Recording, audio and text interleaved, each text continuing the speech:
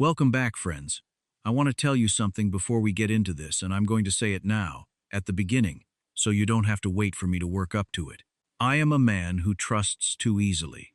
Always have been.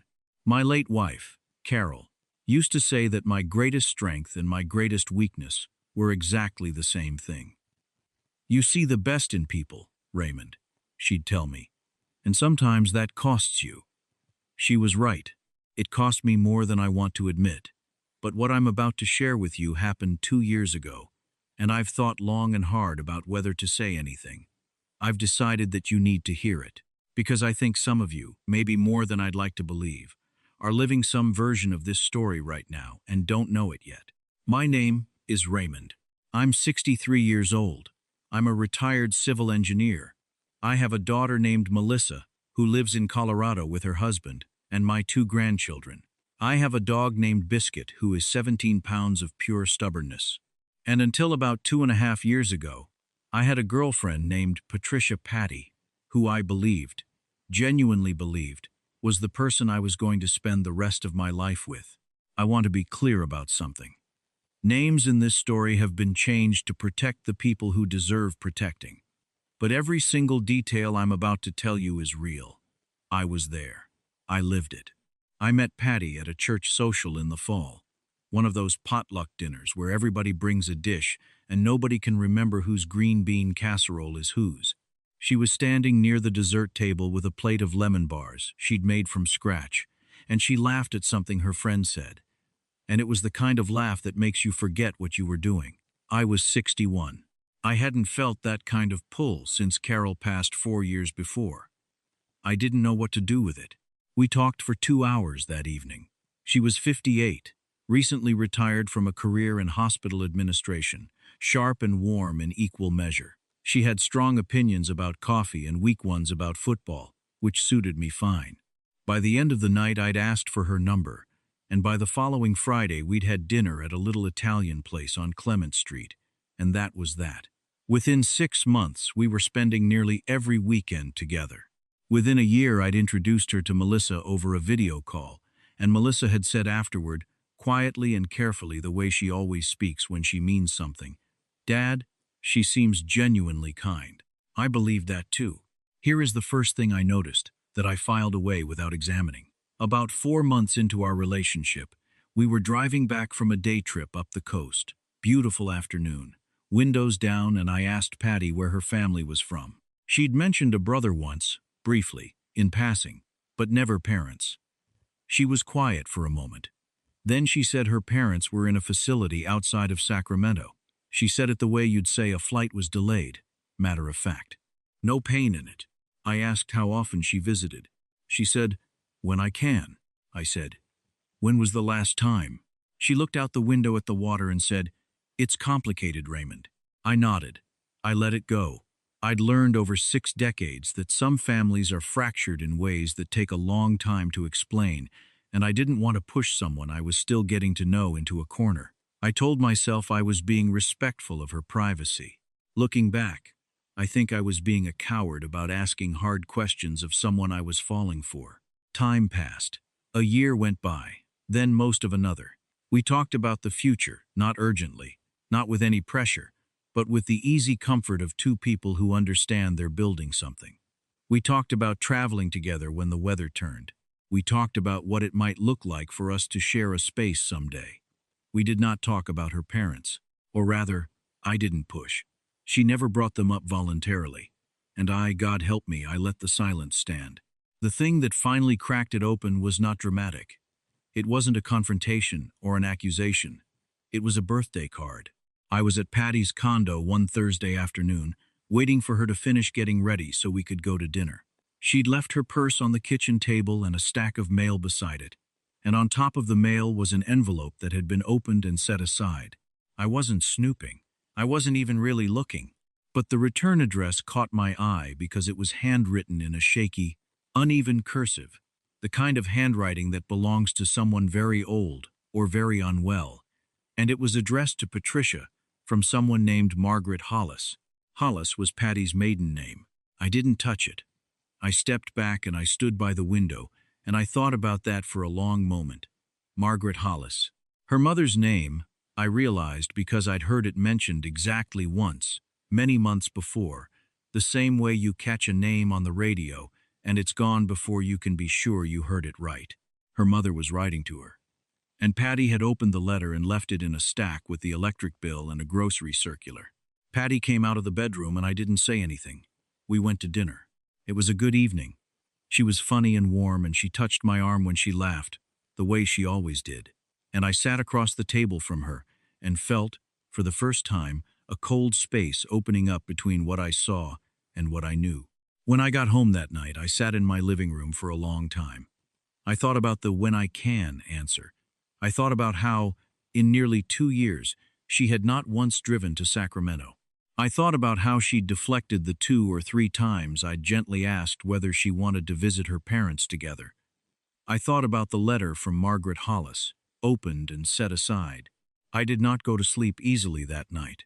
I want to be careful here because I know that some of you listening are thinking, Raymond, that's not enough. You can't judge a whole relationship on a few vague answers and a letter you didn't even read. And you're right. Which is why I didn't do anything immediately. I sat with it. I watched. I paid attention in a way I hadn't been paying attention before.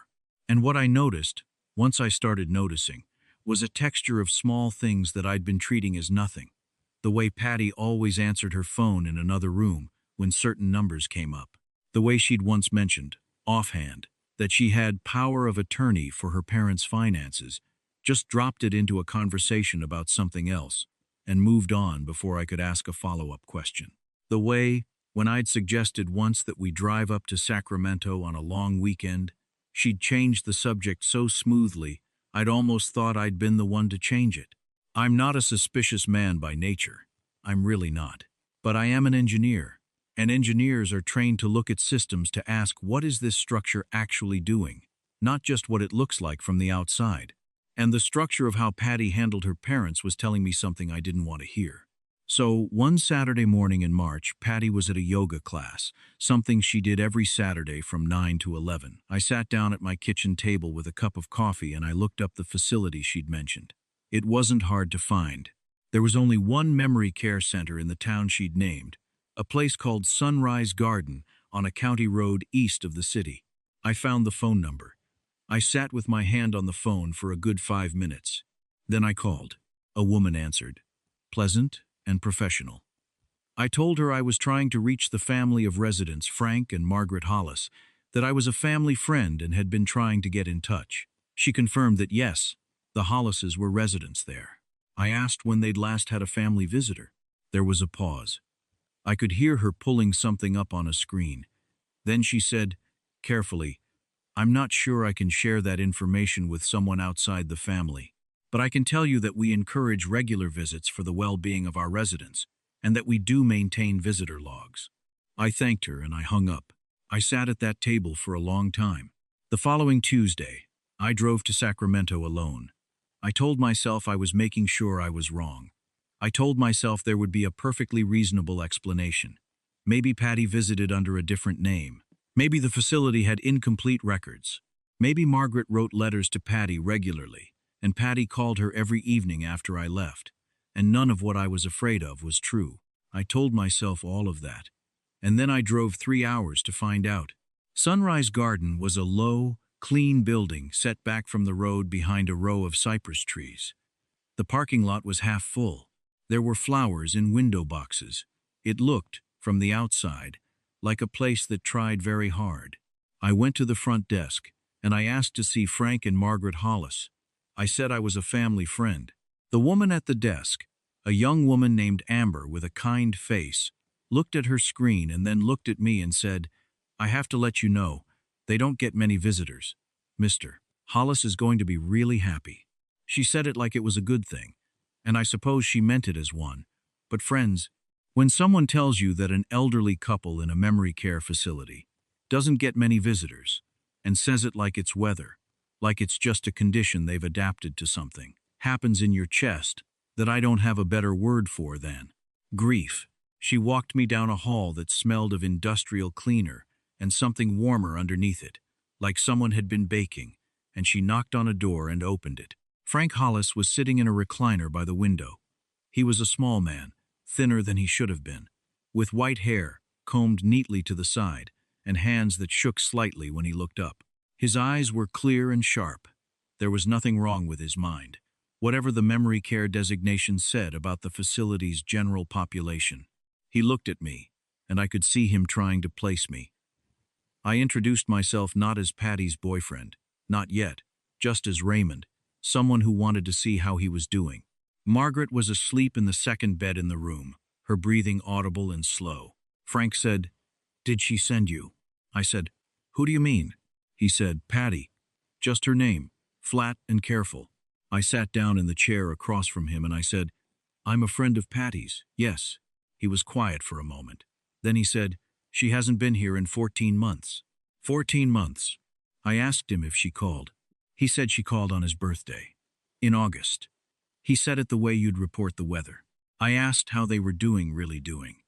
And he was quiet again, the way people are when they've had to get good at being quiet about things that hurt. Then he said, "They raised our rates 3 months ago.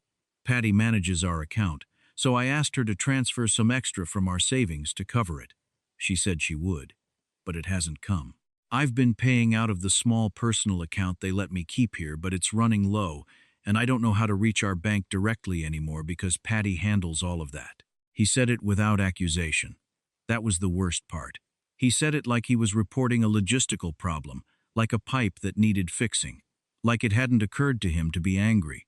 I asked him if anyone at the facility knew about the payment problem. He said he'd mentioned it to a staff member. He said Patty had been called. He said he was told she'd take care of it. I looked at this 78-year-old man in his recliner by the window, his wife asleep behind him, nobody coming to see them for 14 months. And something settled in me that has not moved since. It wasn't anger, exactly, or it wasn't only anger. It was clarity, the kind that feels like cold water. I stayed for about 90 minutes. I didn't tell Frank who I really was to Patty. I didn't want to hurt him with something that wasn't yet resolved, and I didn't want to say anything I couldn't stand behind. I just sat with him. I asked about his life before the facility. He'd been a high school history teacher for 31 years. He'd coached JV basketball on the side. He and Margaret had taken a road trip every summer until her health made it impossible, once all the way to Maine, once down through the Texas Hill Country. He talked about those trips like they were the best thing he'd ever done. When I left, I shook his hand. His grip was stronger than I expected. He said, "Come back sometime." Not as a request, really, more like a wish. I drove home with the radio off. All 3 hours. When I got back to the city, I called a colleague of mine, a retired attorney named Gerald who had done elder law before he wound down his practice.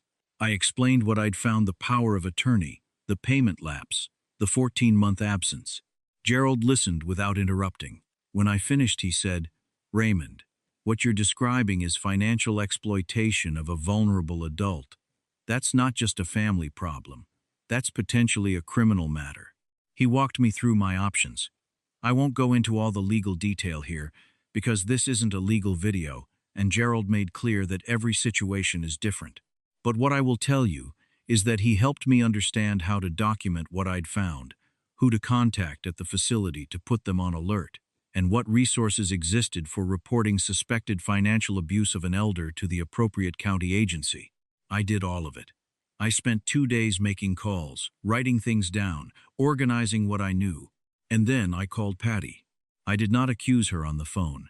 I did not give her the chance to construct a story before I could see her face. I just said I needed to talk, that it was important, and asked her to come over. She could hear something in my voice, I think, because she was quiet for a moment before she agreed. She came over that evening. She looked lovely, the way she always did, put together, warm, smiling, when I opened the door. She had a container of that chicken soup she knew I liked. She set it on the counter and said, "You sounded serious." I said, "I went to see your parents on Tuesday." The soup container stayed on the counter. Her face did not collapse. It did something more controlled than that. It went very still. And in that stillness I saw something I hadn't seen before. Calculation.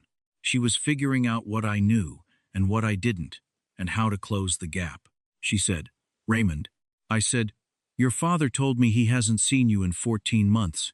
He told me you have power of attorney over their finances, and that a payment for their rate increase hadn't come through. He said he'd been covering it out of his personal account. She started to speak. I raised my hand gently. I said, I'm not done. I told her I'd contacted Gerald. I told her I'd spoken with the facility's director. I told her that I had documented everything I'd found and that I'd reported it to the County Adult Protective Services office that morning. And I said, I need you to tell me what happened to their savings. She said it was complicated. I said I had time. What followed was 30 minutes of the most exhausting conversation I've had in my life. Not because she was loud or explosive, because she wasn't. She was measured. She had versions of the truth ready, each one designed to absorb my concern without actually answering it. She said the finances were complicated and that her parents had been difficult to manage. She said she'd been meaning to visit more, but her health hadn't been good. She said the payment thing was a bank error, that she'd sorted out. She said I didn't understand the history between her and her family. And with every answer, I felt the version of her I'd built in my mind over 2.5 years coming apart like wet paper. At the end of 30 minutes, I told her I thought she should leave. She looked at me for a long moment. I think she expected me to walk it back. That's the thing about people like Patty. They have learned that if you give someone enough time to sit with the discomfort of a confrontation, they'll often retreat just to make the feelings stop. I'd spent 2 years being a man who made uncomfortable feelings stop by changing the subject. I was done doing that. I said, I care about you. I want that to be true right up until the end of this conversation. But I can't be with someone who does this to people who are 78 years old and have no one else. She left. I want to tell you what happened after, because this is the part that matters to me most, and it's the part I think you need to hear. I kept going back to see Frank and Margaret. Not every week I live 3 hours away, and I have a life and a dog and a daughter who calls on Sundays. But regularly, I called the facility director and helped her understand the financial situation so they could loop in the appropriate oversight. Gerald made some calls of his own through channels I don't fully understand. The county opened a formal review. I don't know where that process stands today, and I'm not going to pretend the system moves fast, because it doesn't. But Frank knew someone was paying attention, and that, I think, mattered to him. I went back the second Saturday of the following month, then the month after that. I brought Biscuit once they allow small dogs in common areas, and Frank laughed for the first time in however long it had been since someone had brought him a reason to laugh. Margaret had a good afternoon that day too, sitting up, watching the dog trot around the common room like he owned it. That image, Frank laughing, Margaret watching, is the one I go back to when I ask myself if it was worth it. It was worth it. I want to say a word about something I've seen come up in conversations about stories like this one. The question of how someone could do this to their own parents. And I think about it too, because I spent 2.5 years next to Patty and I never saw a monster. I saw a woman who was charming and generous and who made chicken soup when people sounded like they needed it. And I've had to hold two things at once, that she was capable of genuine warmth and that she was also capable of this. Those two things don't cancel each other out. That's the complicated, uncomfortable truth about people who exploit the ones they're supposed to love. They're not strangers. They're people you've had dinner with, people who laugh at the right moments, people you trusted, which is why I'm telling this story. Not to punish Patty, I'll leave whatever justice there is to the people whose job it is to deliver it. But because Frank and Margaret Hollis sat in that room for 14 months without a visitor, and the world moved on around them like they weren't there, and I think some of you have parents, or grandparents, or neighbors, or someone in your life who is sitting in some version of that room right now. Maybe not in a facility, maybe just in a house at the end of a street where nobody checks anymore. Check. That's all I'm saying. Check on them. I took my mother's silver brooch, the one she left to me, and that I'd given to Patty early in our relationship as a gesture I now understand was far too soon. I took it back the week after she left. She mailed it without being asked. I'll give her that. It's sitting on my dresser now, next to a photo of my mother and Carol at Melissa's college graduation. 3 women I loved. 3 women who knew how to show up. I'm 63 years old, friends. I'm not in a hurry. I've learned at real cost The way you only really learn things to pay closer attention, to ask the questions I was too comfortable to ask before, to notice the silences and sit with them long enough to find out what's in them. Carol would probably say something wise about all of this. She usually did. But I think if she were here, she'd mostly just say, Raymond, you did right by those people in the end. That's what you had control over. That's what counts. And she'd be right. Thank you for spending this time with me today, friends. I hope something in here was useful to you. Go check on someone who might need it. And I'll be back with you next time.